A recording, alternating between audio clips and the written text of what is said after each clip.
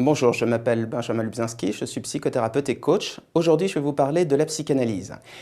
La psychanalyse a plus de 100 ans et la vieille dame se porte très bien. Je vous remercie de vous soucier d'elle. Eh bien, la psychanalyse, tout le monde connaît. Quand on pense spontanément à une thérapie, on pense d'abord à la psychanalyse.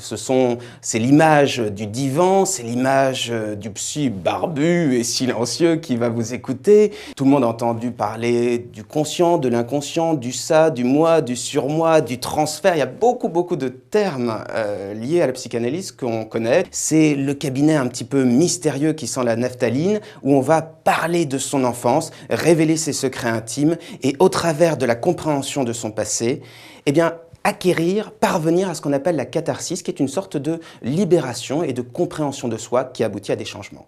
Alors, concrètement, comment se passe une psychanalyse? Quels sont les différents types de psychanalyse qui existent? Comment cela marche?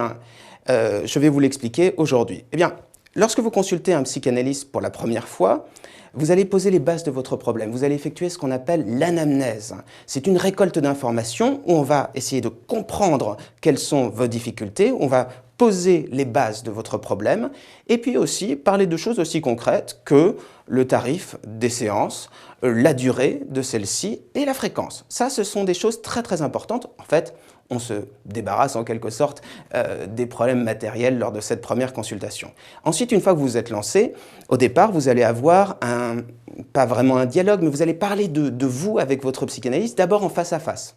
Ensuite, lorsque vous vous sentirez à l'aise, vous allez pouvoir aller sur le divan, ce qui est une autre phase de l'analyse, où là, vous ne verrez plus votre psychanalyste qui restera derrière vous, mais vous allez pouvoir parler de votre enfance, parler de tout ce qui vous concerne en effectuant ce qu'on appelle le jeu des associations libres, c'est-à-dire en laissant votre esprit un peu fluctuer et aller de point en point d'une manière inconsciente. Et ça, c'est le gros avantage de la psychanalyse, c'est qu'elle permet de mieux comprendre son passé et de surtout en comprendre les ressorts inconscients, c'est-à-dire tout ce qui échappe à votre conscient.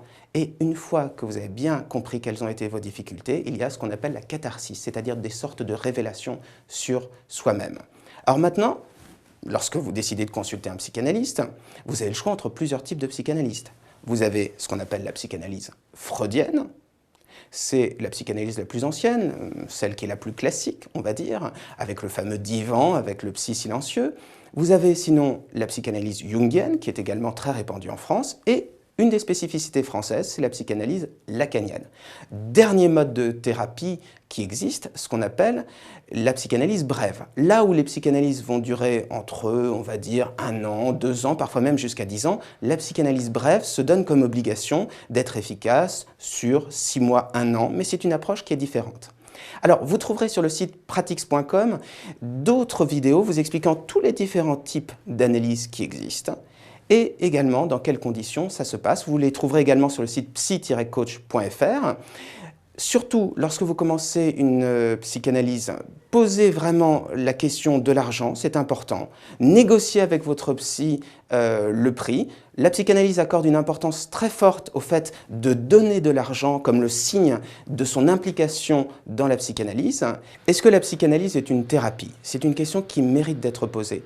Les psychanalystes eux-mêmes ne se considèrent pas comme une thérapie. Ils considèrent qu'ils sont plutôt une voie d'analyse, de compréhension de la psyché humaine qui, à terme, permet le changement et des résultats, mais pas des résultats immédiats. Si vous cherchez à avoir des résultats sur un temps court, s'il est plus important pour vous de résoudre concrètement le problème sur l'instant plutôt que d'en trouver les causes profondes, il faut que vous vous dirigiez vers une thérapie.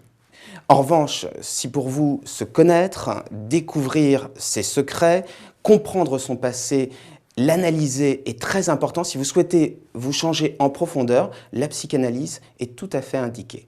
Vous trouverez sur le site psy-coach.fr de nombreux articles traitant de la psychanalyse, des psychothérapies en général. Vous y trouverez également des vidéos et des conseils pratiques, et puis les adresses de spécialistes. Vous pouvez également nous consulter en composant le 01 42 26 40 27. Et puis moi, je vous souhaite une très belle vie et je vous remercie de m'avoir écouté.